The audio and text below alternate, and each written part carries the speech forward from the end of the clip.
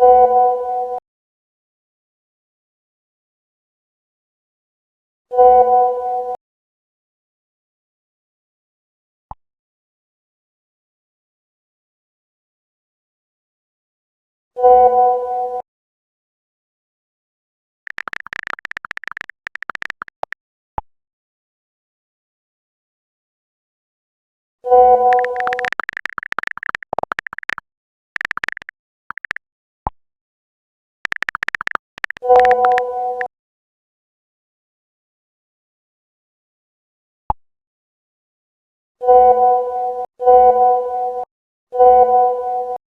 few moments later. Halo guys. Hai guys. Sekarang nih apa kabar? Apa kabar?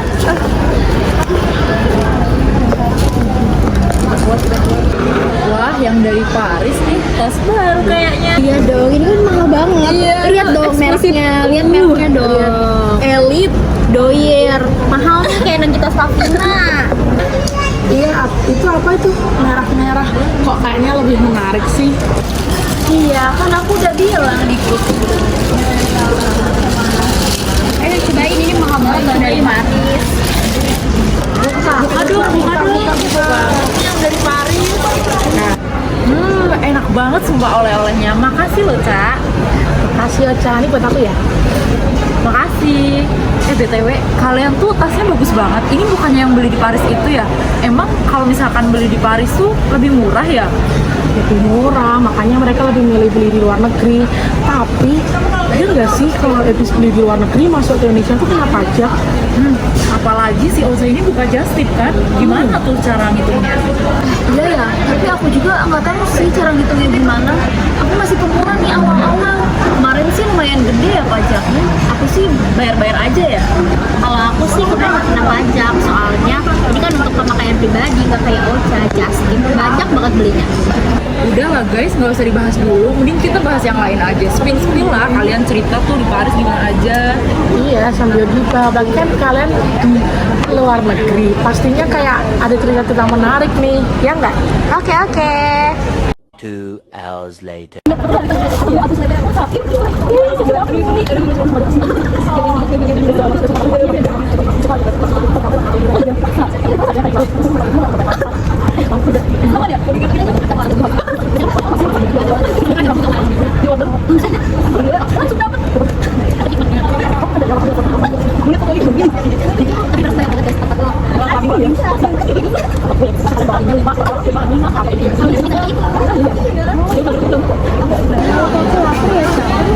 Sama nih banget, cari makan yuk. Tapi katanya kamu ke kosan, jadi nggak? Kalau itu biar cepet, gimana kalau kamu sama yang kosan, kamu cari dulu. Yaudah, ayo kita berdua ke kosan dulu, biar mereka jagain tempat makan. Ayo deh, biar Duluan cepet ya. juga. Dah, see you.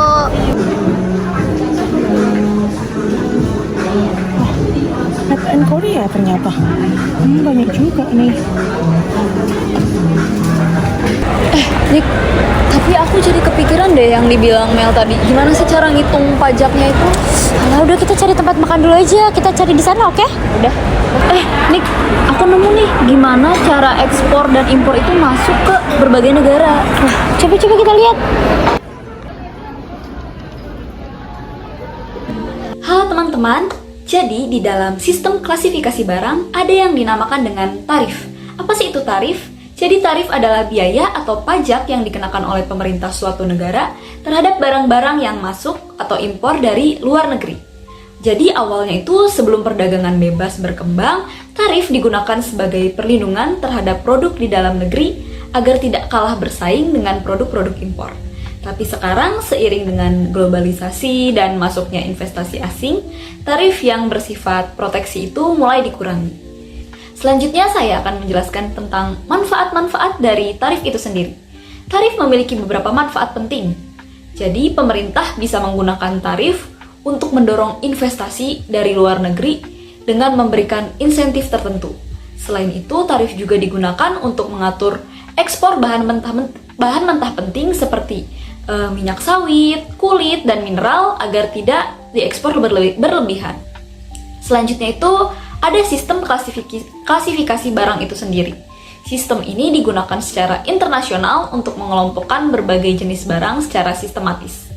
Tujuannya itu agar lebih mudah dalam proses pengenaan tarif, pengangkutan, hingga pengolahan data statistik. Tujuan utama sistem ini adalah, yang pertama, itu untuk mempermudah pengenaan tarif pada barang atau komoditas yang diperdagangkan. Yang kedua, menciptakan keseragaman dalam pengelompokan barang lintas negara agar tidak terjadi kesalahpahaman atau konflik. Sistem ini dikenal dengan nama Harmonized System yang dibuat oleh WCO atau World Customs Organization. Baiklah teman-teman, selanjutnya saya akan menjelaskan mengenai dasar penyusunan nomenklatur. Apa sih itu nomenklatur? Nomenklatur adalah daftar penggolongan barang yang dibuat agar lebih mudah dalam mengidentifikasi tarif pajak dan transaksi perdagangan internasional. Untuk materi selanjutnya yaitu terdapat dasar penyusunan nomenklatur, yang mana di sini akan dibahas manfaat nomenklatur. Untuk yang pertama, mempermudah perhitungan sebelum masuk dan juga keluar. Untuk manfaat yang kedua, menghindari penyelesaian dalam pengklasifikasian barang. Dan juga untuk manfaat yang ketiga, mempercepat proses kepabeanan dan juga analisis statistik. Selanjutnya yaitu terdapat pengelolaan sistem klasifikasi barang di Indonesia, yang mana terdapat sebuah buku tarif bea masuk Indonesia sejak 1 Januari 2012 diubah menjadi buku tarif kepabeanan Indonesia yang menggunakan sistem nomenklatur harmonisasi sistem dengan kode hingga 10 digit untuk klasifikasi barang nasional yang mengamandemen meliputi perubahan pos tarif, penghapusan, dan juga penambahan pos baru. Untuk materi selanjutnya yaitu terdapat tujuan harmonisasi tarif. Yang pertama itu untuk menciptakan keseragaman antara klasifikasi barang dalam perdagangan internasional. Untuk tujuan harmonisasi tarif yang kedua yaitu menjadi dasar dalam penetapan tarif untuk perdagangan antar negara anggota World Trade Organization. Untuk tujuan yang ketiga yaitu membantu statistik perdagangan, perpajakan, dan pemantauan pergerakan barang. Sistem deskripsi dan pengkodean komoditas terharmonisasi yang secara umum disebut sebagai Harmonized System, yang merupakan nomenklatur produk internasional oleh Organisasi Kepabeanan Dunia atau World Customs Organization dan menjadi standar global untuk pengenalan barang. Fungsi utama dari sistem ini adalah untuk menyamakan cara negara-negara dalam mengklasifikasikan suatu barang dalam kegiatan ekspor dan impor. Harmonized System sendiri memiliki struktur penomoran yang secara keseluruhan, di mana struktur kode Harmonized System ini dimulai dari 2 digit awal sebagai klasifikasi kategori utama atau bab, selanjutnya 4 digit untuk pos dan 6 digit untuk subpos, yakni sesuai dengan standar internasional. Nah, kemudian setelah 6 digit ini dapat ditambah dengan digit-digit selanjutnya untuk kebutuhan khusus nasional yang memungkinkan klasifikasi barang menjadi lebih spesifik. Selanjutnya ada pembagian nomenklatur. Harmonized System bersumber dari prinsip-prinsip dasar atas klasifikasi barang mengenai apa sebenarnya barang itu dan bukan didasarkan atas tingkat fabrikasi. Nomenklatur sistem HS ini distrukturkan secara logis dengan kegiatan ekonomi atau komponen materialnya. Misalnya, binatang dan produk daripadanya ini disatukan dalam satu bagian atau mesin dengan peralatan mekanikal dikelompokkan berdasarkan fungsinya.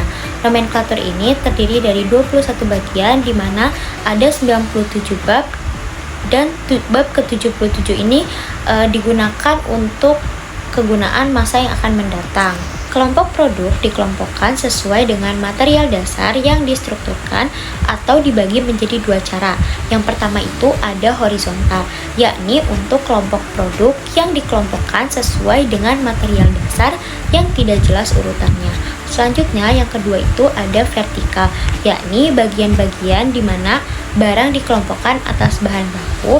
Namun, barang yang terbuat daripadanya dalam struktur vertikal sering diklasifikasikan sesuai dengan tingkat pemrosesannya. Selanjutnya ada cara pengklasifikasian barang menurut buku tarif kepabeanan. Klasifikasi barang ditentukan berdasarkan deskripsi dalam pos dan catatan bab atau bagian.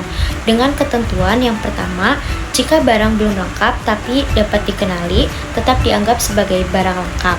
Untuk barang campuran, tarif yang digunakan ini adalah tarif tertinggi untuk mencegah penyalahgunaan tarif yang rendah. Selanjutnya, jika ada 2 atau lebih kategori yang bisa digunakan, pilih yang paling spesifik. Jika kategori hanya menyebutkan sebagai bahan, maka keterkaitannya harus dipertimbangkan. Selanjutnya, barang campuran harus diklasifikasikan berdasarkan karakter utama dan uraian subpos yang relevan. Selanjutnya di sini saya akan menjelaskan mengenai pengaturan tarif. Yang pertama, ini mengenai tarif bea masuk pasal 12 yang memuat ketentuan mengenai tarif bea masuk tertinggi sebanyak 40% dengan memperhatikan Undang-Undang Nomor 7 Tahun 1994 tentang pengesahan Agreement Establishing the World Trade Organization. Dan yang kedua, ada klasifikasi barang diatur dalam pasal 14. Ini judul awalnya itu klasifikasi barang yang kemudian hanya ada di undang-undang lama dan sekarang tidak digunakan lagi. Kemudian yang ketiga ada nilai pabean. Jadi nilai pabean ini termasuk pada bagian paragraf dan dalam undang-undang itu tidak dicantumkan dan langsung ke substansi pasal 15. Kemudian yang keempat ada kebijakan seperti hambatan tarif. Dahulu itu banyak dilakukan oleh negara-negara berkembang dan dalam upaya untuk mengembangkan industri dalam negaranya. Kemudian yang terakhir ada masuknya Indonesia menjadi anggota dalam World Trade Organization atau WTO. Nah, kebijakan nasional ini tuh dimaksudkan bertentangan dengan kebijakan yang telah digunakan dalam organisasi perdagangan tersebut, sehingga harus dihapus atau minimal dikurangi.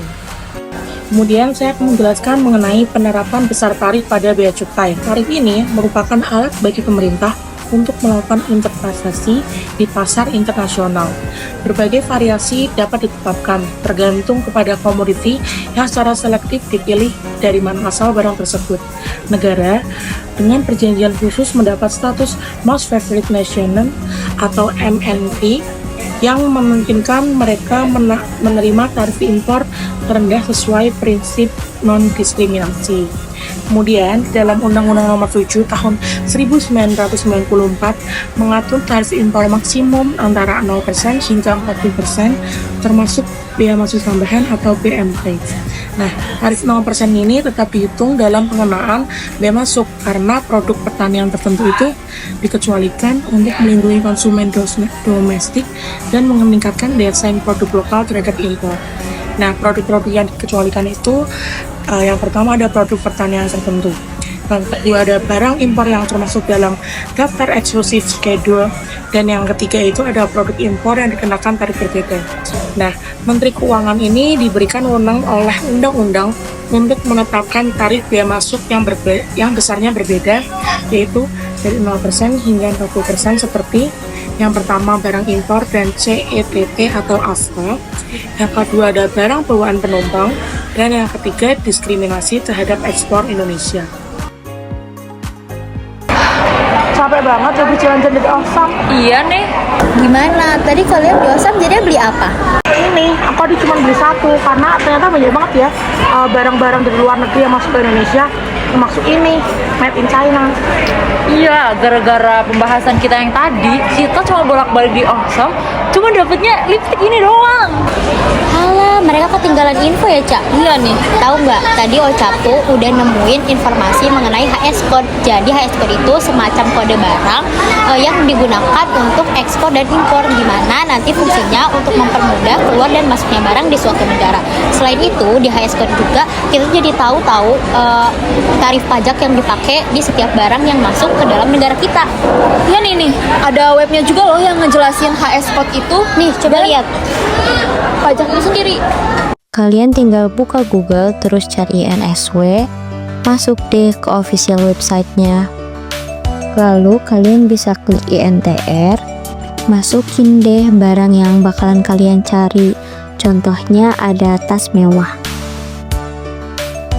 Terus tinggal klik detail deh biar bisa lihat rincian dari barang serta informasi tarif dari barang yang kita cari.